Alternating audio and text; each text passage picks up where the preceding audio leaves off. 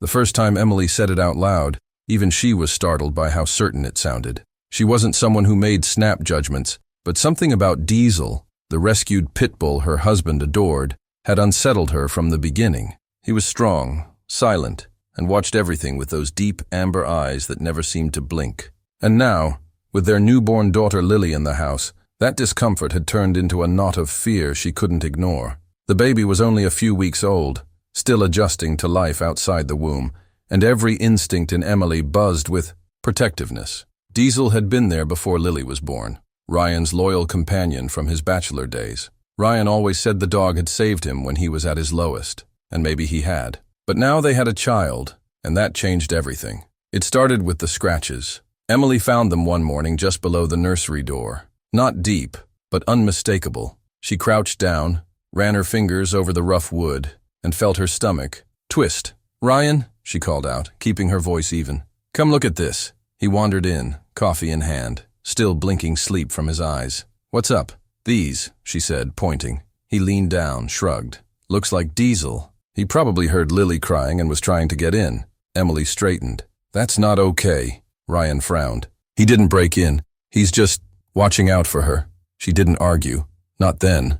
But something inside her flared, a warning she couldn't silence. Over the next few days, she started noticing more. How Diesel always seemed to sit, outside the nursery, unmoving, his head tilted toward the door. How his ears twitched every time Lily whimpered, even if it was just a hiccup. How he followed Emily's every step when she carried the baby, his eyes focused and unreadable. To Ryan, this was loyalty. To Emily, it felt like pressure building behind glass. One night, just after midnight, Lily started fussing. Emily reached for the monitor and blinked when the screen lit up. Diesel was in the nursery, inside. She froze. The door had been closed, hadn't it? And yet there he was, standing just inches from the crib, staring down at Lily with that same expressionless gaze. "Ryan," she hissed. He sat up, disoriented. "What is it?" "Diesel's in her room, watching her." Ryan got up and followed her down the hallway.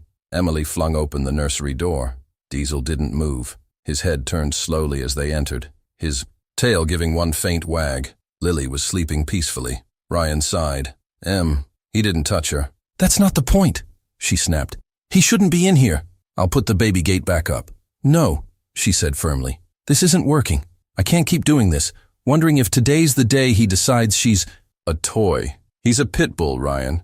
We don't know what he's capable of." He went quiet. She softened, but only slightly. "You know I love animals, but she's our baby." And just like that, the first thread of something unspoken pulled taut between them. The next morning, Emily found Diesel lying by the crib again. The gate hadn't been latched. He wasn't touching anything, just breathing slow and steady, his eyes closed as if listening for every sound the baby made. Emily stood there, watching, something sharp pressing behind her ribs, because she didn't hate him, but she didn't trust him. And trust, in a house with a newborn, wasn't optional. The silence in the house was deceptive. From the outside, everything looked calm. Lily, sleeping soundly in her crib, Emily in the kitchen sipping tea, Ryan upstairs on a work call. But underneath the surface, a tension had settled like dust that wouldn't clear. Diesel lay curled near the nursery door, ears flicking at every sound. To Ryan, it was endearing, protective. To Emily, it felt like a countdown she couldn't hear ticking. That morning, after a long internal debate, Emily made the call. It wasn't to a shelter, at least not yet, but to a rehoming specialist. Someone who could evaluate the situation, as the website put it. Someone who would understand that she wasn't trying to be cruel, just cautious. She had nearly hung up 3 times during the call, but each time she looked at Lily, so small and fragile in her bassinet, the knot in her chest hardened. "I just don't feel comfortable," she confessed softly to the woman on the line. "I can't explain it. He hasn't done anything, but I'm scared of what he might." That night, Emily couldn't bring herself to tell Ryan. Not yet. Instead, she set up the baby monitor again, this time with motion-triggered video saved to her phone. She didn't say a word about it when he came to bed. They lay in silence, a wall of unspoken words between them, both staring at the ceiling like strangers waiting for the same train. At 2:47 a.m., Diesel barked. The sound wasn't loud, but it was immediate. Sharp, piercing, not angry, urgent. Emily shot up, heart pounding. The monitor flashed, movement detected. She fumbled for her phone, opened the live feed and gasped. Diesel was in the nursery again, standing on his hind legs with his paws on the edge of Lily's crib. She bolted out of bed, heart racing, not even checking if Ryan followed. She hit the nursery door hard, bracing for the worst. But what she found stopped her cold. Lily was writhing, tiny arms flailing, mouth open in a silent cry, her face red and her body stiff. No sound, no breathing, nothing but a frantic, terrifying struggle. Diesel wasn't lunging, wasn't barking anymore. He was pacing beside the crib now, whining, trying to draw attention.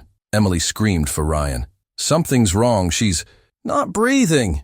Ryan rushed in, grabbed Lily from the crib, and flipped her gently onto his arm, just like they'd practiced in those new parent classes. Emily stood frozen for a second before snapping into action, calling 911 with shaking hands, her voice barely coherent. The dispatcher walked them through what to do until the paramedics arrived. Ryan followed instructions, kept his voice calm, even though his eyes were wide and glistening. Emily hovered, desperate to help but too overwhelmed to speak. Diesel remained by the crib, low to the ground, ears flat, eyes fixed on Lily with trembling intensity. When the ambulance pulled up outside, red and blue lights washed over the windows. The paramedics moved fast, checking Lily's oxygen, her airway, her vitals. One of them looked up and nodded at Emily. "You called just in time. She's stable now, but it could have turned very serious." Emily couldn't even nod. She just sat on the floor, knees drawn to her chest, breathing in ragged bursts. They kept Lily overnight for observation. Emily refused to leave her side. She watched every breath, every flutter of eyelids. The image of her daughter's red face and silent mouth haunted her, looping over and over. But it was the dog she couldn't stop thinking about. He had known. Back home the next day, the house felt like a different place. Emily stepped through the front door carrying Lily, her arms wrapped around the baby like she could fuse her back to her chest. Ryan followed behind, quiet, thoughtful. Diesel was waiting at the top of the stairs, not wagging, not barking, just watching, as if making sure they were okay. Emily walked slowly up to him. Diesel stood still, not moving even when she stopped just inches away. She reached out and touched his head for the first time without fear. Not as an obligation, not because Ryan was watching, but because something inside her had changed. "You saved her," she whispered. Diesel closed his eyes, leaning ever so slightly into her hand. Later that evening, as Lily finally slept again and the house went quiet, Emily sat with Ryan on the couch, phone in hand, scrolling through the saved video footage. She had avoided watching it until now. They sat side by side, watching as Diesel entered the nursery just before 2:45 a.m., his steps quick but careful. He sniffed the air, turned his head sharply toward the crib, then jumped up, not in panic, not in aggression, but in urgency. His ears flattened. He barked, once, twice, then paced, and that was when Lily began to struggle. Emily didn't speak. She didn't have to. The tears ran down her cheeks without shame. Ryan gently placed his hand over hers. "You see it now, don't you?" Emily nodded. He wasn't trying to hurt her. He was trying to tell us something was wrong. They watched the rest of the clip in silence. Diesel eventually lay down beside the crib, head on his paws, still alert, still watching. When the screen went dark, Emily whispered the words she never thought she'd say. "We can't ever let him go." After the ambulance had left, and the monitors at the hospital showed Lily was stable, the silence back home felt different. It wasn't the silence of routine or exhaustion anymore. It was the echo of a near disaster that had been prevented by the very creature Emily once feared. Diesel hadn't just alerted them. He had saved their daughter, and now, everything. Emily had thought she understood, felt shaken to the core. She kept replaying the video over and over on her phone, watching the way Diesel had rushed into the nursery, not with aggression, but intention. She saw the way he had paced back and forth, barked just enough to raise alarm, and then stayed by Lily as if tethered to her heartbeat. What she had once seen as hovering or threatening now looked like silent loyalty. Diesel had been trying to tell them something long before they realized the danger. That afternoon, as Lily napped soundly, Emily found herself sitting in the hallway just outside the nursery. Diesel lay a few feet away, curled up, his nose resting on his paws. She had always noticed how he stayed near the door, but now she really saw it. He wasn't guarding the space. He was guarding Lily, the same way a soldier might stand watch over a comrade. And suddenly, for the first time, Emily understood why Ryan had always trusted him so deeply. "I'm sorry," she whispered. Diesel didn't move, but his eyes flicked open, calm and steady, like he knew exactly what she meant. From that day forward, something changed between them. Emily started inviting Diesel into the room during feedings. She placed his bed near Lily's crib instead of outside the door. When she walked Lily around the backyard in her stroller, she kept the leash in her hand and Diesel close by. Slowly, the fear began to fall away, not because she forced herself to let go, but because Diesel kept proving, in every quiet moment, that her daughter meant everything to him. Ryan noticed the shift too. He didn't say much about it, just watched from a respectful distance as his wife reached her own understanding. And though he never said, "I told you so," Emily could see the relief in his eyes. For him, Diesel had always been a rock, a symbol of something that had kept him grounded during the most chaotic chapters of his life. Now, Diesel was offering that same steady presence to the family he'd helped Ryan build. But not everything came so easily. One rainy evening, Lily started crying harder than usual, high-pitched, breathless sobs that didn't stop even after Emily tried rocking her, changing her, feeding her. Panic bubbled back up into her chest. Ryan was stuck in traffic, and the storm outside knocked the power out briefly, darkening the house. Emily clutched Lily to her chest, pacing in the dim hallway, trying not to cry herself. Diesel followed closely, never touching, but always near, ears twitching at every gasp that came from Lily's tiny mouth. Then, Diesel did something unexpected. He walked into the living room and nudged Emily's emergency bag, the one they kept packed by the door for hospital visits just in case. He nudged it once, then sat beside it, waiting. Emily stared at him. It didn't make sense. Or maybe it did. Her pulse quickened. She gently laid Lily in her bassinet, crouched down, and opened the bag. Inside was the backup bottle of infant Tylenol. Something the pediatrician had advised for fever flare-ups. Lily's forehead felt warm. She took her temperature. It was high, uncomfortably so. Not enough to race to the ER, but enough to explain the sudden distress. She gave Lily the proper dose, then held her, gently swaying as the rain tapped against the windows. Within 20 minutes, Lily settled, her breathing calm again. Her fingers curled around the edge of Emily's shirt. Emily sat on the couch, soaked in gratitude, rocking her daughter as Diesel lay down at her feet. She couldn't prove that he'd known what was wrong, but somehow it didn't feel like coincidence. That night, when Ryan returned, he found Emily asleep on the couch, with Lily cradled against her chest and Diesel curled around them both like a sentinel. He didn't wake her. He just stood in the doorway, smiling quietly to himself, knowing that the trust he had held for years had finally found a place in Emily's heart, too. In the days that followed, Emily began telling friends what had happened, not in dramatic detail, but with a kind of quiet awe. How Diesel had sensed something they didn't, how he'd refused to back down until someone listened, how close they had come to losing something precious, and how it had been the dog they once doubted, who stood between fear and tragedy. People were surprised. Some smiled politely, others asked cautious questions, but Emily didn't care what they believed, because now, when she looked at Diesel, she didn't see a risk. She saw family. By now, the neighborhood had started to notice the shift. Diesel, once spoken about in whispers or avoided with wide steps on the sidewalk, now walked confidently beside Emily as she pushed Lily's stroller along the tree-lined streets. He didn't bark at dogs, didn't lunge at passers-by, didn't even glance at the squirrels that darted across their path. He was calm, composed, and focused, his eyes always flicking toward Lily like she was his singular mission. But not everyone's opinion had evolved alongside Emily's. It happened one afternoon outside the neighborhood park.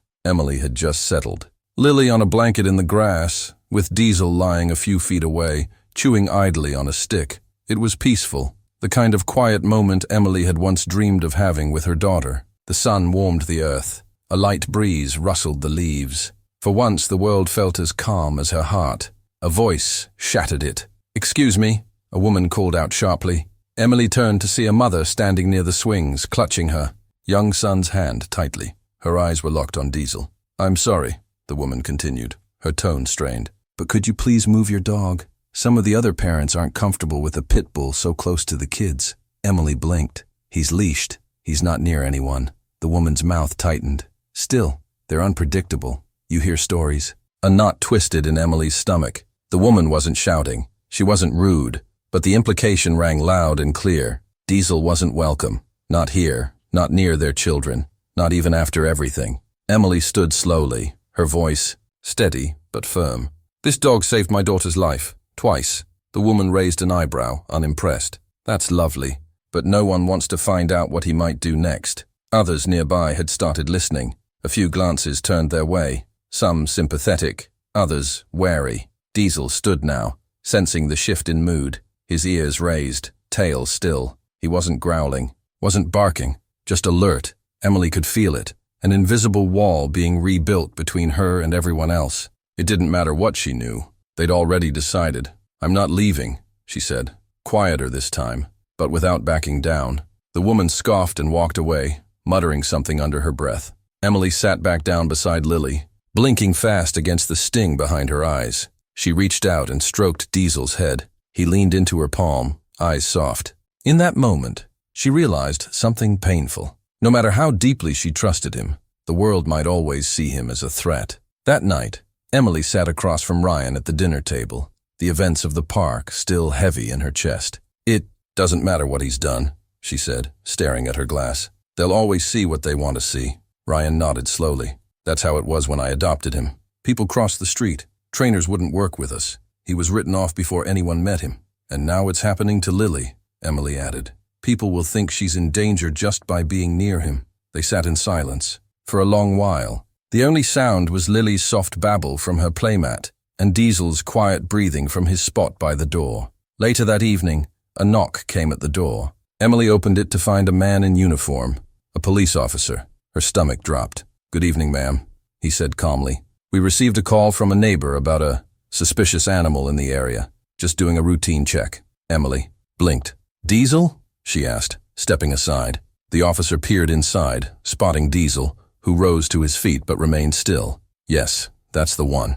The caller didn't identify themselves. Said there was concern over a pit bull behaving aggressively at the park earlier. Emily's throat tightened. "He didn't hurt anyone. He didn't even bark." "I'm not here to accuse you of anything," the officer said, more gently now. "It's just protocol. We respond to every call." Emily nodded, her voice low. "He saved our daughter's life. I trust him with everything." The officer looked at Diesel for a moment, then back at her. "I can see that. He doesn't look like trouble. You seem like you've got a good handle on things." He tipped his hat, made a few notes, and left. Emily closed the door slowly and leaned against it. Diesel walked over and nudged her leg, then lay down beside her feet like nothing had happened. She sank to the floor beside him and whispered, "I won't let them take this from you."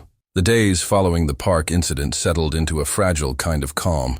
Emily couldn't shake the feeling that eyes were always on them now, even during simple errands. When she walked Diesel through the neighborhood, she could feel the shift in body language, parents pulling their children a little closer, conversations pausing when she passed. The old fears weren't just whispers anymore. They were tangible, floating between fences and sidewalks. But instead of shrinking from it, Emily felt something different rising inside her. Not fear, not guilt, resolve. One Saturday morning, Ryan invited her and Lily to the local community center, where he volunteered with a children's reading program. It was a casual thing. Parents, toddlers, and volunteers gathered in a big room with rugs and books and laughter. Emily hesitated when he suggested bringing Diesel. "They're just kids," Ryan said gently. "They've never been taught to fear him. We can teach them something better." So she agreed. When they arrived, the room quieted for a beat, just long enough for Emily to feel the old tension surface. Diesel stood patiently at her side, leashed and calm, eyes flicking toward the tiny children on the carpet, then back to her. His tail didn't wag, but it didn't tuck either. He simply waited for her lead. Ryan gave a soft introduction, telling the group that Diesel was a rescue who had become a protector for their daughter. A few parents shifted in their seats, uncertain. One mother stood, hesitated, then sat again. But then something remarkable happened. A little boy, no older than 4, waddled over and stood in front of Diesel, his thumb in his mouth. Emily instinctively moved to intervene, but the boy reached out and placed his tiny hand on Diesel's head. Diesel leaned forward and licked the boy's fingers gently. The room held its breath. The boy giggled, and in that moment, the walls began to fall. Over the next hour, more children approached. Diesel lay calmly, as small hands patted his back, tugged softly at his ears. placed blocks beside his paws, as if inviting him into their games. Parents watched closely, and one by one, their tension eased. Emily remained nearby, watchful but relaxed, her body no longer stiff with dread. She even smiled. For once, they weren't defending Diesel's presence. They were witnessing his impact. The organizer approached her at the end, voice low with genuine curiosity. "He's incredible." He didn't flinch once. "He's more than people think," Emily said. "He always was." That afternoon, as they walked home under a sky streaked with soft clouds, Emily watched Lily sleeping in her stroller, Diesel walking beside them with quiet grace. She thought back to those early nights, the way she used to check and double-check every latch and door, the way she used to lie awake thinking the dog in the next room might turn on them. And now here she was, letting him sleep under Lily's crib, watching him nuzzle her toys, trusting him not just with her child's safety, but with her own heart. But life, as it always does, had one final test. It came just 3 weeks later. Emily was in the kitchen when she heard a strange sound. Sharp, distant, not quite a cry, not quite a bang. Then came the scream, a child's scream, followed by shouting from the street. She raced to the window. A boy, 6, maybe 7, was lying on the road just beyond their driveway, his bicycle twisted beside him. A delivery van had stopped abruptly in the middle of the lane, and the driver stood with wide eyes and trembling hands. The boy wasn't moving. Before Emily could even react, Diesel was gone. The front door had been slightly ajar, and by the time she flung it open, he was already at the boy's side. Sirens wailed in the distance. Someone had already called for help. Diesel stood beside the boy, barking. Once, then again, sharp and focused. The driver tried to step closer, but Diesel growled low and protective, blocking him with his body. Not out of aggression, but as if to say, "Not yet. Help is coming." Emily ran to the scene, scooping up Diesel's leash, her other hand reaching gently toward the boy's wrist. "He's breathing," she whispered, tears pooling fast. "He's unconscious, but he's breathing." When the paramedics arrived moments later, they carefully moved the boy onto a stretcher, noting that he had likely suffered a concussion but nothing more. The driver gave his statement with shaking hands, repeatedly saying he hadn't seen the child swerve into the street. It had all happened so fast, and Diesel had been the first to respond. That evening, the boy's parents came to their door. Emily opened it, expecting tension, perhaps even blame. But what greeted her was gratitude. The boy's mother knelt and hugged Diesel before saying a word. "Your dog kept everyone back until help arrived," she said. "He didn't let anyone touch our son. He protected him like he was his own." Emily's throat tightened. "He's done that before." After they left, Emily sat on the couch with Lily asleep on her chest and Diesel lying peacefully beside them. She stroked his fur slowly, her mind quiet for the first time in months. "You're not just our dog," she said softly. "You're part of the reason we're whole." Diesel blinked up at her, then closed his eyes again, letting out a soft, contented sigh. That night, Emily finally framed the photo she'd been avoiding, the one from Lily's first birthday where Diesel lay at her feet, a balloon tied loosely around his collar, and Lily's frosting-covered hand resting on his back. She placed it on the mantel, above the fireplace, in the center of the room, because some heroes wear collars, and this one, once judged, once feared, had become something more than a protector. He had become family, forever.